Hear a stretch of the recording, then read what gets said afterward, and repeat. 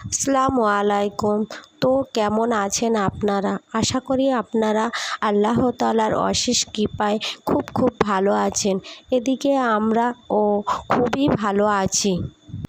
আজকে আমি সকালে ঘুম থেকে উঠে ফ্রেশ হয়ে নিলাম। ফ্রেশ হয়ে চা খেয়ে আমার পরিবারের জন্যে চা বানিয়ে রেখে দিয়েছি। তো তারপর আমি চলে আসলাম আমার ঘরে। আমার তো একটা ঘর নয়, আমার 3টে বেডরুম। তো আমি যে বেডরুমতে থাকি সেই বেডরুমে চলে আসলাম। এদিকে আপনাদের দাদাভাই উঠে পড়েছে আজকে সকাল সকাল। কেন জানেন তো? আগামীকাল আমাদের বাড়িতে কয়েকজন গেস্ট আসার কথা আছে। তো সেই জন্যে ওকে একটু বললাম কিছু শুকনো খাবার নিয়ে আসো, গেস্ট আসলে তো চায়ের সঙ্গে দিতে হবে, আর বাজার করে নিয়ে আসবে। আজকে তো তেমন কিছু রান্না করব না, আগামীকালের জন্যে কিছু জিনিস আনিয়ে রাখছি। তো এক হাতে কাজ করি, তো সেই জন্যে আমি ভাবলাম যে আগামীকালের জন্যে কিছু নিয়ে এসে রেখে দিলে, সেটি বেছে রেখে দিয়ে ফ্রিজে রেখে দিলে কালকে আমি চটপট রান্নাটাই বসাতে পারবো। এই ভেবে আমি ওকে বললাম একটু বাজার করে নিয়ে এসো। তো তার ফাঁকে আমি চলে আসলাম আমার বেডরুমে। বেডরুমটি আমি সুন্দরভাবে গুছিয়ে নিলাম। গুছাতে অবশ্যই আপনারা দেখলেন যে আমি একটা কাঁথা গুছাচ্ছি। ওই কাঁথাটির মধ্যে অনেক রকম স্মৃতি জড়িত আছে। ওই কাঁথাটি আমার একজন গিফট করেছিল। কে জানেন তো? আমার দিদি। আমার দিদি মানেই আমার দিদি। আমার দিদি ওই কাঁথাটি গিফট দিয়েছিল আমাকে। আমি কোনো কাঁথা সেলাই করতে পারি না, তো সেই কারণে বড় করে সেলাই করে দিয়েছিল, যে বড়ভাবেই বড় মতো দেখে দিয়েছিল। বড় কাঁথা গায়ে দিতে আমি বা আপনাদের দাদাভাই পছন্দ করি। ছোট কাঁথা হলে টানাটানি করে এদিকতে ওদিকতে পা বার হয়ে যায়। সেই কারণে আমার দিদি আমার ব্যাপারটা বোঝে, সেই ভেবে ও আমাদের দুজনের জন্যে এই কাঁথাটি সুন্দরভাবে তৈরি করে আমাকে পাঠিয়ে দিয়েছিল। আমার অনেক কাঁথা আছে, কিন্তু দিদির দেওয়া কাঁথাটি আমি গায়ে দিতে বেশি ভালোবাসি।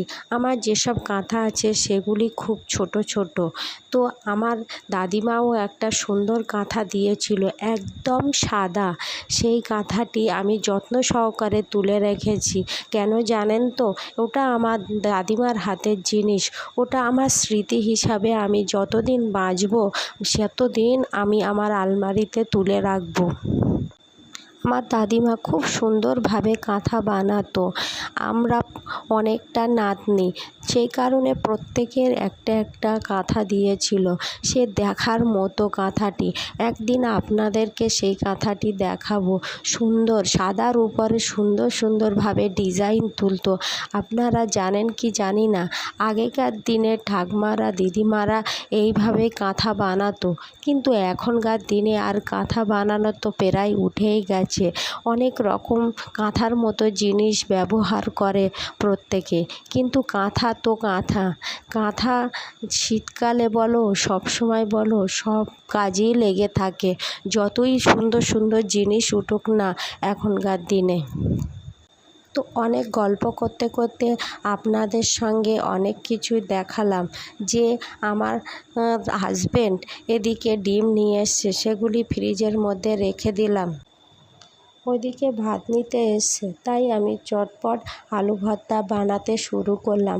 আলু ভর্তা যখন আমি বানাই তখন পেঁয়াজ একটু লাল করে নিই আর শুকনো ঝাল পুড়িয়ে নিই। পেঁয়াজ লাল করে শুকনো ঝাল পুড়িয়ে আলু ভর্তা করলে খুব দারুণ হয়। আর সেই সঙ্গে একটা ডিমও নিলাম। ডিমটি দিয়ে ভর্তা করলে আলুটি খুব সুন্দর হয়, খেতেও খুব ভালো লাগে। তো এদিকে আপনাদের দাদাভাইয়ের ভাত নিতে এসছে বলে আমি তাড়াতাড়ি ওর জন্যে আলু ভর্তাটা সুন্দরভাবে বানাতে থাকলাম। বললাম না যে এদিকে আলু ভর্তা বানাতে ওটাই আলুটি ঠান্ডা করতে দিয়ে কিছুক্ষণের মধ্যে আমিও ওর মাঝখানে আপনাদের দাদাভাইয়ের টিফিনে ভাতটি খুলে নিলাম। ভাতটি খুলে রেখে দিয়ে তো আলুটা যখন ঠান্ডা হয়ে গেল, তারপরে আবার আলুটি মাখাতে আসলাম। সুন্দরভাবে আলু মাখালে আলুটা খেতে খুব ভালো লাগে। ওই দিয়েই তো এক থালা ভাত উঠে যায়। আপনাদের দাদাভাই আলু ভর্তা খুব পছন্দ করে। তো এই দেখেন। আসসালামু আলাইকুম।